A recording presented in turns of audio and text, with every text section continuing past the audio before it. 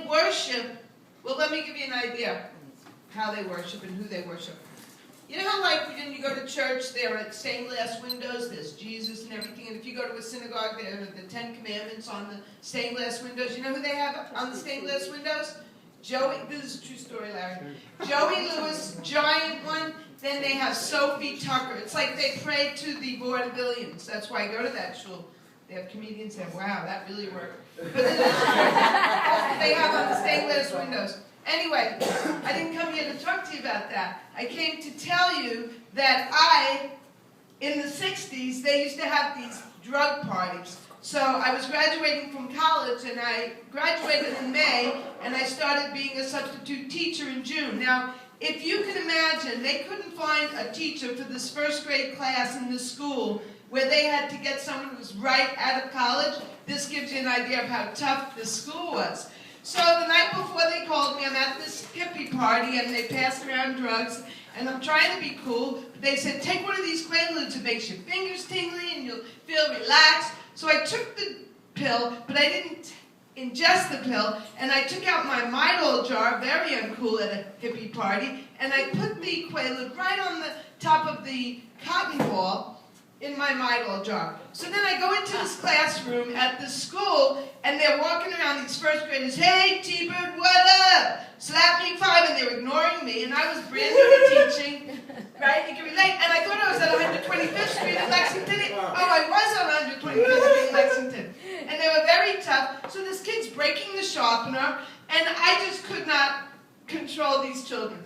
So I survived till lunchtime. After lunch, I felt cramps, like women have cramps once a month. So I said, let me go take a Midol. So I take the Midol, you know it's coming. All of a sudden I said, my fingers are tingling. Oh my God, I took the Quaalude. So I'm walking around the classroom. Because it was the end of the year, the books were stacked up all over the classroom. So I'm bouncing into the books as if I was part of a pinball machine, and I couldn't talk. So there was one girl in the class who could read because she was the only one, but she was like a goody-goody. So I said, look, I can't even talk. I told myself, I can't, and this is a true story, I can't even talk. So I said, here's green eggs and ham. Read to the class.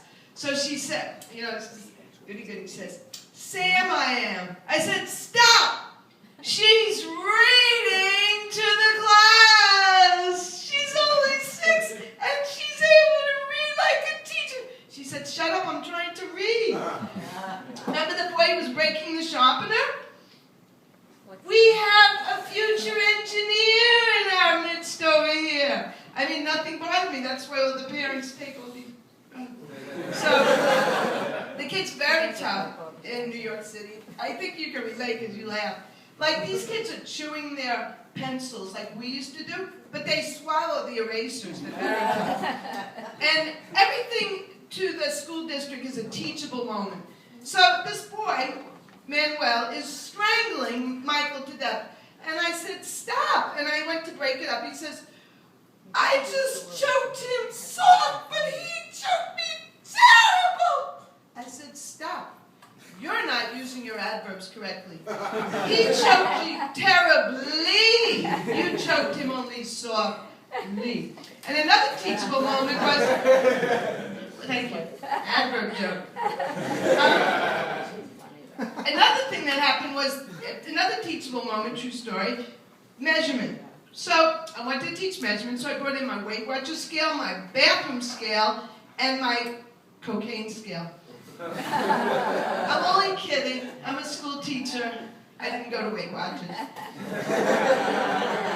So I'm getting older. I'm much older than Gladys and Bob and Mark. Not really, I'm exactly the same age as Mark. But I'm getting older. So, you know, you heard of crow's feet? I have a hen house going on over here. And you have to laugh when you look in the mirror, like, a little bit like Mark said, you have to have a sense of humor about it. So, I'm looking in the mirror and I see these, like, varicose veins. They're over here, that's why I don't wear shorts. I said, let's see, varicose veins, roadmaps to adventure. Okay, well, thank you very much.